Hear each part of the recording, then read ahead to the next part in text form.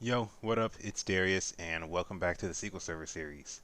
In our last video, we learned how to retrieve data from two tables by using the inner join clause and the on condition. We talked about primary key and foreign keys and how to add alias names to tables when using the join for faster programming purposes. In this video, we are going to cover the outer join clause. Now remember, when we used the inner join clause, it gave us back rows from one or both tables where the join condition was true. But when using an outer join clause, it will return rows from one or both tables regardless of whether the join condition is true. The main difference between the inner join and outer joins as far as syntax goes is you just swap out the inner for left, right, or full keywords to specify the type of outer join that you want to perform. So let's try a select statement that uses the left join. I'm going to first by select all from the vendors table, and then I'm going to left join invoices, and then I'm going to do that on the vendors.vendor ID, and that's going to be equal to our foreign key, which is invoices.vendor ID, and then I'm going to order by vendor name, and then in this select statement, I don't want every column, I just want a few of them. So I'm going to get my vendor name, and then I want my invoice number, and then I want my invoice total column. We're going to run this. Oops, I've got this spelled wrong, don't I? Look at that. VNE doors. That doesn't even look like it makes sense. Let's make sure that's spelled right. Vendor name. And then let's highlight our query, hit execute. And now you see we have the vendors from our vendors table, the invoice number from our invoices table, and the invoice total from our invoices table. And we also have the values that are null because our left join included the unmatched rows from the first left table. So we have null values included in our result set.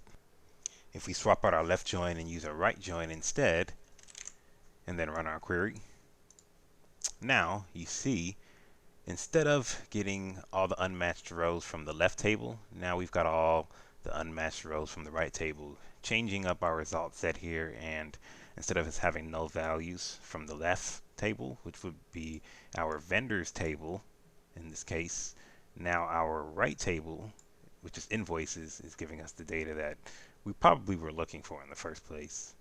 Just like using the inner join, you can omit the inner keyword. You can also omit the outer keyword.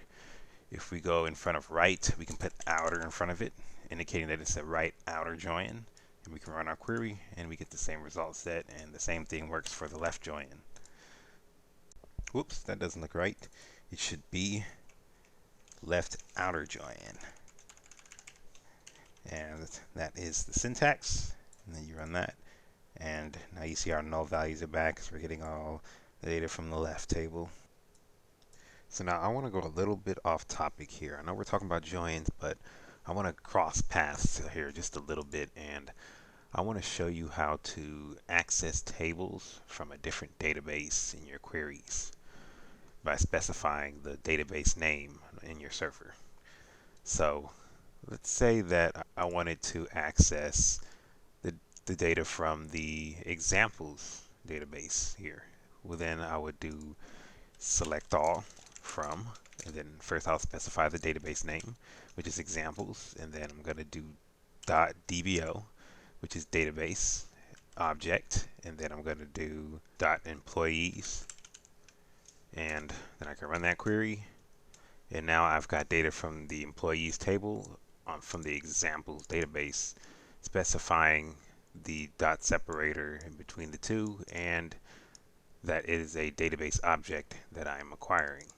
So it's database, and I'm acquiring the database object, and the object that I want from the database is the employees table. Now don't forget, you only have to write your query this way where you specify the database, the object you want from the database, and the table when you do not have the database set as your default database to run your queries on, which happens right up here at the top left hand corner. Right now our default database is set to AP, so any table that we query is coming straight from the AP database, so we don't have to say select all from ap.dbo.invoices. We can just go straight into the invoices table because that's set as our default database. But if it was not, then this is how we would have to write the query if we wanted to access the table from that database while having another database set as the default. Now that we know that, let's get back to joins. Let's let's say we wanted to write a statement that combines an outer join with an inner join. Well, we can certainly do that. First thing I'm going to do is I want to select all from my examples.dbo.employees table. I'm sorry, no, not my employees table. I don't want my employees table yet. I want my departments table. And then I'm going to do an inner join on my examples.dbo.employees table.